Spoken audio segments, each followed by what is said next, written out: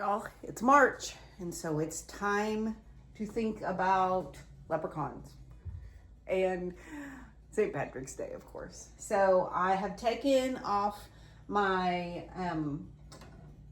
pretty simple Valentine's February decor, and I'm leaving that up there because I just love it. Thank you, Pam. Pam Voorhees, Little Red Porch. If you don't know her, you don't follow her, go follow her. She's amazing. But I'm leaving that up there because I like it. And I'm leaving the candles, although I am going to switch a couple out for some light green ones. And I need to take everything, move everything to kind of clean up a little bit. So let me get that done real fast. And now let's see.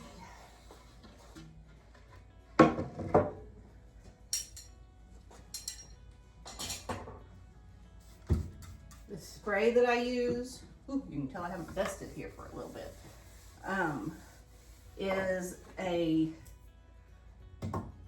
essential oil spray, and I believe it's the Revive equivalent of Thieves.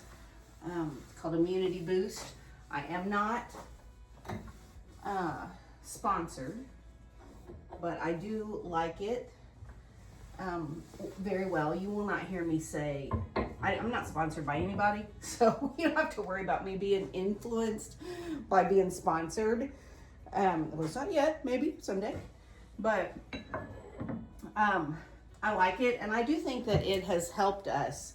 I have one cold, my first cold this season right now, and I know exactly where I got it because the hubs brought it home from school, I'm pretty sure. So I do think that cleaning with something that cleans, you know, that disinfects-ish, is helpful. But I'm not really into all the harsh endocrine disrupting chemicals. So I don't really like to use those chemicals. I am a former biology teacher and a former registered nurse, and I have had an endocrine disorder. I had PCOS as a young woman. My 3 biological sons are nothing short of miraculous because I had PCOS, and a fairly severe case of PCOS, actually.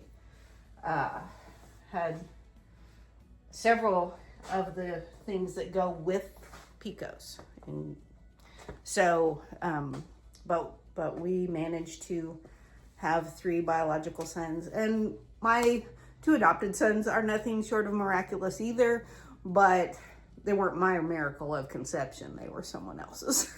So and I am very thankful for that. So anyway, I'm going to leave the candles up. I'm going to put my Little Red Porch sign back up. And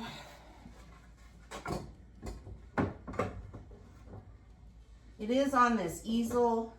Easel came from Decor Steals, I think. But you can find them at lots of different places. This one came, I'm sure it came from Decor Steals, and it came with, I think, 2 others, a medium and a small one. And right now I can't tell you where they are in my house, but they are somewhere displaying something. Okay, and then I am going to put my candle snuffer right here. I'm going to switch out this candle and this candle.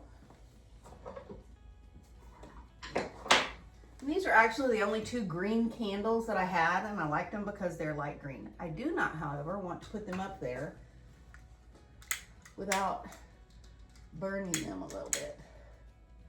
Well, come on. There we go. I think it just looks cozier if they've been burned a touch. So, well, I won't light them all because the rest of them have all been burned some. And we don't burn them often, every now and then. If we're like watching a movie or something, I may light them for a little while. And I'm not going to let them burn too long because I really don't want them to burn down. I just want the wick to look like it has been burned.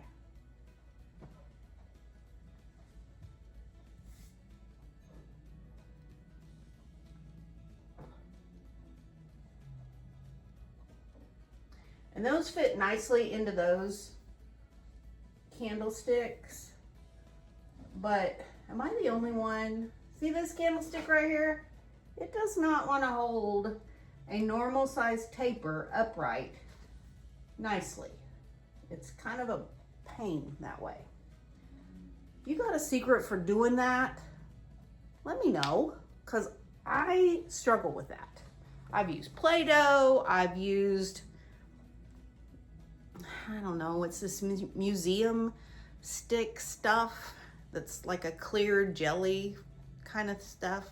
I'll probably use it, not today, but you'll probably see me use it in future videos. But none of those really work for candles. So, and I've never tried actual clay. That would probably work.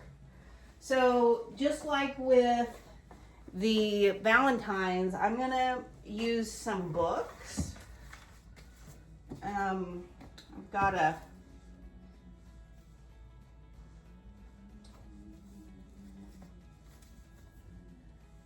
I've got one that's got the spine and the cover is torn off of it. It's actually, you'll laugh. See, looks kind of rustic. It's some kind of like chemical